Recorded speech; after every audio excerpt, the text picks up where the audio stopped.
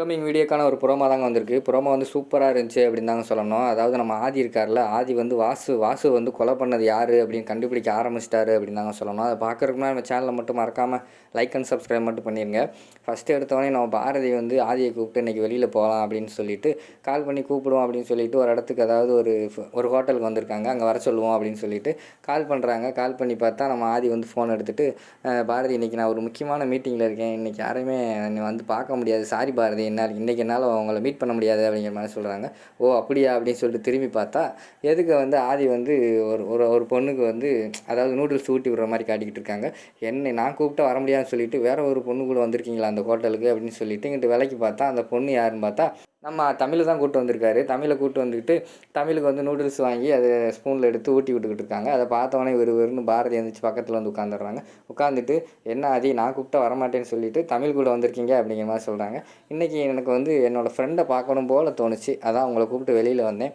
இந்த நேரத்தில் நீங்கள் கால் பண்ணீங்களா, அதான் உங்களை நாளை பின்ன மீட் பண்ணிக்கிறோம் அப்படின்னு சொல்லிட்டு இன்றைக்கி மீட்டிங்கில் இருக்கேன்னு பொய் சொன்னேன் அப்படிங்கிற மாதிரி சொல்கிறாங்க. என்ன வர பொய்யெல்லாம் சொல்ல ஆரம்பிச்சிட்டிங்களே அப்படிங்கிற மாதிரி சொல்கிறாங்க.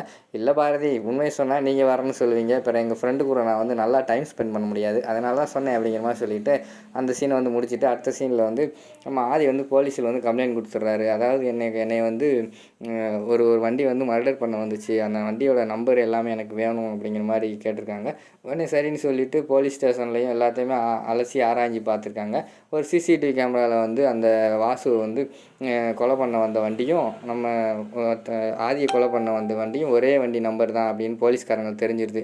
சரின்னு சொல்லிவிட்டு ஆதியை கூப்பிட்டு சொல்கிறாங்க, தம்பி உங்களை கொலை பண்ண வந்த வண்டியும் நீங்கள் இதுக்கு முன்னாடி அதே இடத்துல வந்து ஒரு தம்பியை கொலை பண்ணாங்கன்னு சொன்னீங்கல்ல, அந்த வாசுவை கொலை பண்ண வந்த வண்டியும் ஒரே வண்டி தான் தம்பி.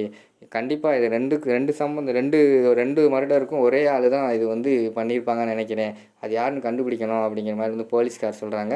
உடனே ஆதிக்கு வந்து பயங்கரமான ஷாக் ஆகிடுது. ஏன் வாசுவை கொலை பண்ணவங்க என்னையும் கொலை பண்ண வரணும், அப்படின்னா இதில் ஏதோ பிரச்சனை இருக்குது, கண்டிப்பாக இதில் வந்து பாரதிக்கும் சேர்ந்து பிரச்சனை இருக்குதுன்னு நினைக்கிறேன் அப்படிங்கிற மாதிரி யோசிச்சுக்கிட்டே இருக்கிற மாதிரி காட்டுறாங்க. அதோடு பார்த்திங்கன்னா இந்த ப்ரோமோவை வந்து முடிச்சிடுறாங்க.